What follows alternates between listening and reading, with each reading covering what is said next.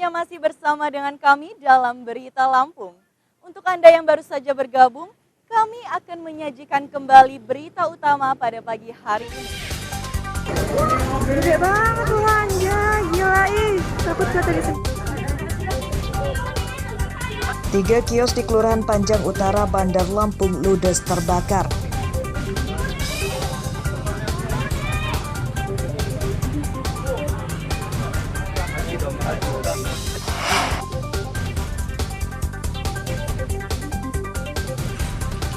Mabuk minuman keras, seorang pemuda di Bandar Lampung menabrak 2 motor polisi dengan mobilnya.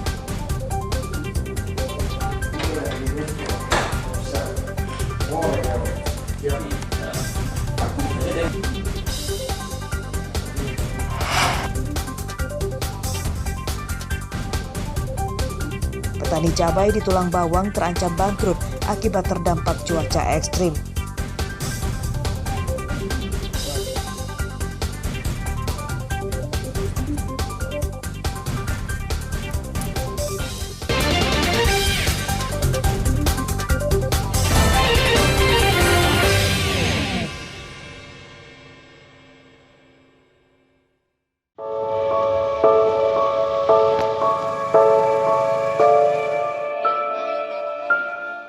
Janda bernama Istiqomah yang dirantai di ruang sempit mendapatkan bantuan pengobatan dari pemerintah Tulang Bawang. Jumat siang, ia dibawa ke rumah sakit jiwa di Bandar Lampung oleh petugas puskesmas untuk diobati. Sayangnya bantuan tidak berlanjut karena keluarganya akhirnya memilih Istiqomah dirawat di rumah. Sabtu siang, pasien akhirnya dibawa pulang lagi ke rumah orang tuanya di Desa Triadharma Wiraja Jaya, Kecamatan Banjar Agung, Tulang Bawang. Ada beberapa faktor yang membuat Istiqomah harus dibawa pulang lagi. Pertama, karena Istiqomah sedang sakit tipes sehingga ditolak oleh rumah sakit jiwa. Hasil pemeriksaan awal petugas psikiater menyebutkan kesehatan kejiwaan Istiqomah masih normal. Ia bukan orang dalam gangguan jiwa, melainkan depresi. Faktor berikutnya, keluarga tidak memiliki uang untuk biaya selama menunggu pasien di rumah sakit. Kali kakeknya udah sembuh, katanya ini masih normal. Jawabannya ditolak lagi. Ini alasan lagi tipes. Bawa pulang lagi udah 3 kali. Ya keinginanku ya katanya sih bisa dirawat. Ya kalau bisa dirawat di sana ya dirawat di sana. Tapi kalau ibaratnya masih keluarga yang menduit sama aja percuma dong. Istiqomah awalnya hidup normal, namun sejak terjadi prahara dalam rumah tangganya, dia depresi dan lebih sering berdiam diri. Sejak itu Istiqomah mulai sering mengamuk dan menghancurkan barang-barang. Lantaran dikhawatirkan terjadi hal-hal yang tidak diinginkan, Istiqomah dirantai di salah satu ruangan. Mustaqim melaporkan dari Tulang Bawang.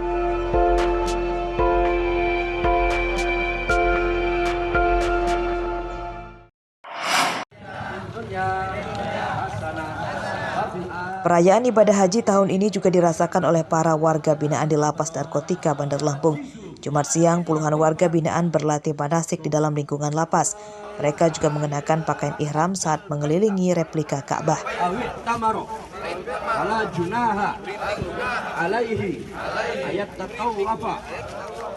Kegiatan ini untuk meningkatkan mutu ibadah warga binaan yang berharap bisa melaksanakan ibadah haji sesungguhnya. Mereka juga diajari mengaji, pengetahuan tentang rukun dan syarat berhaji, cara menggunakan pakaian ihram hingga pelaksanaan lempar jumroh.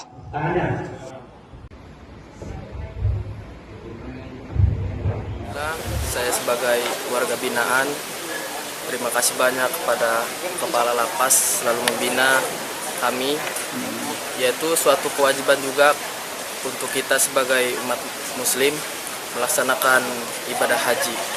Mungkin mudah-mudahan kedepannya akan lebih baik. Kegiatan ini juga akan memberikan hak kebebasan belajar bagi warga binaan yang sedang menjalani hukuman.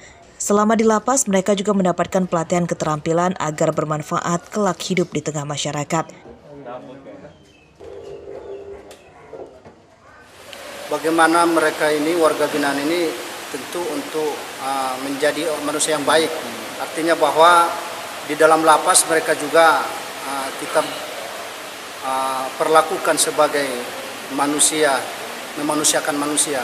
Artinya bahwa narapidana juga berhak dong untuk mengetahui seperti apa itu haji.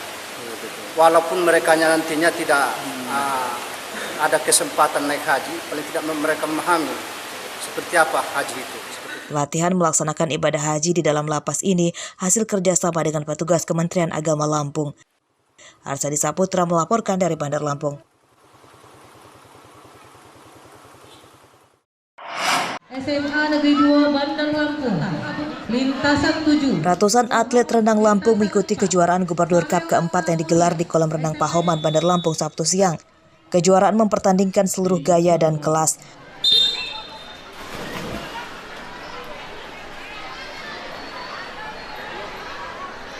Kejuaraan renang ini digelar untuk kedua kalinya setelah di kota metro pasca pandemi COVID-19.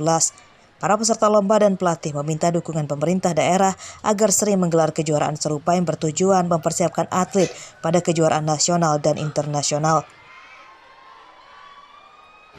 Jadi memang pasti akan menjadi sarana buat para atlet, para perenang untuk lebih eksis di dunia kompetisi renang di Lampung.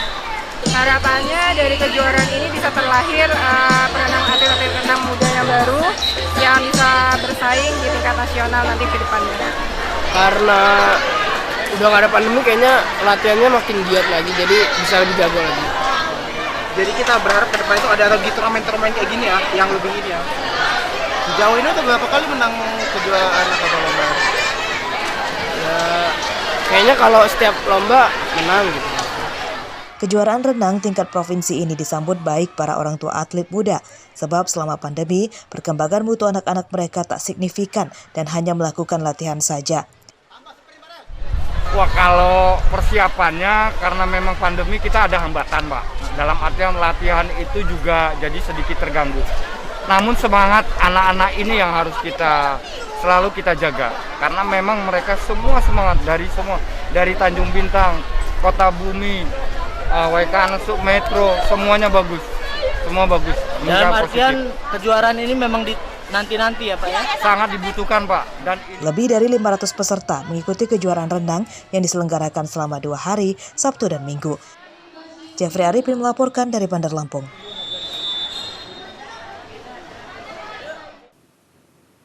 Pemirsa, informasi tadi sekaligus menutup perjumpaan kita pada pagi hari ini.